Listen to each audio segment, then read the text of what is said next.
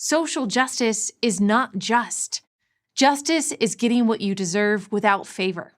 Social justice is getting what you don't deserve because you are favored. Justice is blind. Social justice is not. Let's say a man robs a store. Justice demands but one thing, that he be tried in a court of justice and, if he is found guilty, punished. That is not how social justice works. Social justice doesn't only ask if the person is guilty. It asks about his economic condition. Is he poor or wealthy? About his upbringing. What kind of childhood did he have? About his race or ethnicity. Is he a member of a group that has been historically oppressed? Justice demands that everyone be equal under the law. Social justice demands that everyone be equal, period. Economically, socially, and in every other possible way. Justice asks, who did it? Social justice asks, why did he do it?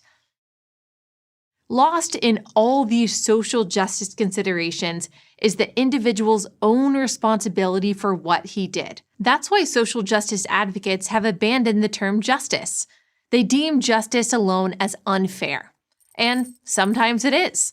A man who was beaten by his father and abandoned by his mother is more likely to commit a violent crime than a man raised in a loving home. But those facts cannot and should not determine his innocence or guilt. Why? Because justice is first and foremost about truth. Is the person guilty or innocent of the crime? None of us is omniscient. We don't know why people do what they do. After all, the vast majority of people raised in abusive homes do not commit violent crimes, nor do the vast majority of people who are members of an historically oppressed group. Being a victim, however that is defined, is no excuse for hurting other people. And what about those who are hurt, the victims of those crimes? Shouldn't they and other law-abiding citizens be society's first consideration? Social justice advocates say no. They say we need social justice to even things out, and that means favoring the have-nots over the haves, the poor over the rich, the female over the male, and the brown or black over the white. The Bible does not see the world this way. In fact, it speaks against it in very explicit terms. Here's a law in the book of Exodus. Do not pervert justice by siding with the crowd, and do not show favoritism to a poor person in a lawsuit. Here's one in Leviticus. Do not pervert justice. Do not show partiality to the poor or favoritism to the great, but judge your neighbor justly. Moses, the greatest lawgiver in history, declares in Deuteronomy, follow justice and justice alone. And the New Testament declares in the book of Romans, God shows no partiality. None of this means that there is no place for compassion in a system of justice. Of course there is. The Bible is preoccupied with the protection of the widow, the orphan, and unfortunate. But compassion follows justice. It doesn't precede it. Also, justice in and of itself is compassionate.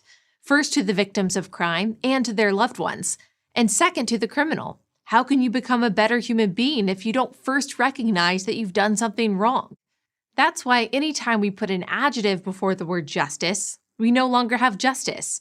Economic justice, racial justice, environmental justice, any form of social justice which seeks to correct actual justice undermines justice. So then, if social justice is not a biblical concept, why do so many churches and synagogues promote it? Because many Christians and Jews no longer regard biblical principles as binding. Because it's a lot easier to dispense compassion than hold people to a biblical standard. And because leftism has superseded the Bible in many houses of worship. And leftism, as a guiding principle, holds that the weak are good and the powerful are bad. That's why the great battle of our time is between Judeo-Christian values and leftist values. The former is rooted in justice. The latter is not. I'm Allie Beth Stuckey, host of Relatable on Blaze TV for Prager University. Thank you for watching this video. To keep PragerU videos free, please consider making a tax-deductible donation.